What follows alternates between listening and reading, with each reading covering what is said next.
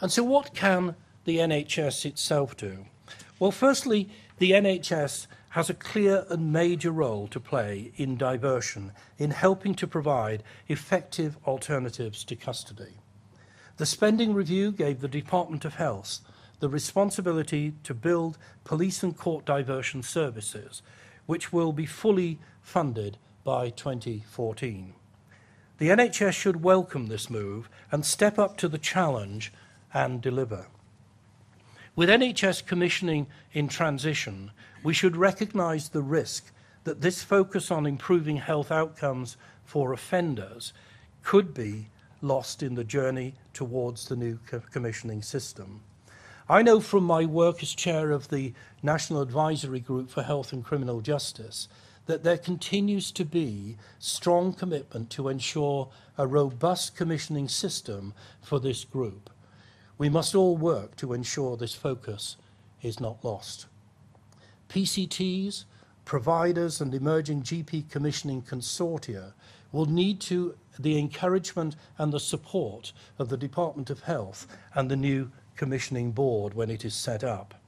Indeed, as the board comes into being next year, I suggest that the first task should be to consider the evidence that underpins the most cost and care-effective ways of working with vulnerable offenders. They will need outcomes to measure what they achieve for this group of people. The message must continue to be made, as Sir David Nicholson has already stated. NHS efficiency savings should not come at the expense of some of the most disadvantaged and least popular groups of people in our communities, especially in this period of financial constraint. Three key things all PCTs and their successor organisations should be doing and be able to assure themselves that they are doing. Firstly, they should have coverage for diversion services in every police station and court that can identify and refer people with mental ill health, learning disabilities and substance misuse, including alcohol. Secondly, they should deliver age-appropriate diversion for children, young people and young adults.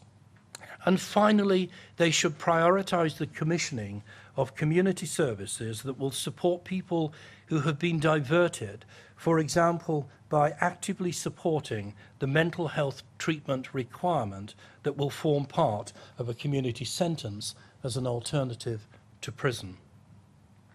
Let me look at what local authorities can do. Local authorities have two major roles to play. Not only do they provide many of the services offenders need to achieve diversion and rehabilitation, they can also act as advocates for the most excluded, and they can be the conveners of local partnerships to pull together services that too often fail to cooperate. In social care, adult and children's services can both promote independent living, for example, through floating support, protecting vulnerable children, and keeping families together. In housing, many prisoners have no home to go to on release. Finding safe and suitable housing is crucial to help release prisoners to re-enter society, maintain family roles, get a job, and receive health care. In an environment of austerity for public services, local authorities must become advocates and coordinators of local responses to the needs of those with multiple disadvantages and severe exclusion. With its new role in public health and health scrutiny, local government can play a pivotal part in holding the local systems to account, preventing problems and responding to complex needs more effectively. And so what can the justice system do? The police, prisons and probation are all too often left to work with people other services have failed to support. But they too can play their part in making diversion a reality. Firstly, by providing basic mental health and alcohol awareness training available for police officers, magistrates and solicitors, helping them to identify those who may need support, and they can also encourage referrals. Secondly, the justice system can accept that diversion is part and parcel of the modern justice system, a partner that makes their job easier and produces better outcomes for current and potential future victims and offenders with mental health and learning disabilities. Thirdly, the justice system can combine budgets with health and other local services to support diversion arrangements. And finally, what can society do? Health, local government and justice systems have the most immediate responsibilities for offenders with mental illness. But this is also an issue for all public services and the communities themselves. Social and economic risk factors for offenders and with mental ill health are often the same. Offenders characteristically have been excluded and troubled for many years, rejected by their communities and poorly managed by a succession of services. Diversion is thus a key test for the big society and its ability to include even the least popular and most disadvantaged in our communities. We all need to take more responsibility for children's very early years, when attachments are forming and future prospects are significantly influenced. Positive parenting and a good start in life are vital. I was therefore pleased to hear that the government will be making more support available to children and young people via a range of psychological therapies to help when things do go wrong. Schools can do so much to create a good mental health environment for all their children and respond appropriately when children show signs of conduct problems or get into trouble.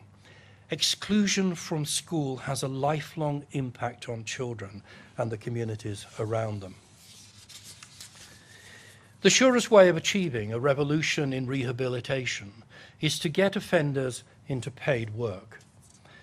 Visionary employers such as Timpson's, Bovis, Lend-Lease and the Forestry Commission have formed relationships with prisons and probation services to recruit and train people directly from the justice system. These organisations have given people a chance to turn their lives around and into the bargain have gained loyal new workers. There are many more ordinary businesses and employers out there, big and small, who could do this and feel the benefit of it for themselves. So my concluding remarks, if I might, the government is committed to reducing the prison population and improving the support offered to offenders with mental health problems. It's also planning a major reform in the justice system alongside big changes in the NHS and social care. Achieving these simultaneously will be a big challenge for all involved, and community services, probation, adult mental health, CAMS, drug and alcohol services will need to provide better support to people they have not always supported well. But the cost of doing nothing is even greater. Every day, vulnerable people, many with undiagnosed mental health and learning difficulties, are picked up by the police to appear before the courts, and ultimately many will go on to prison.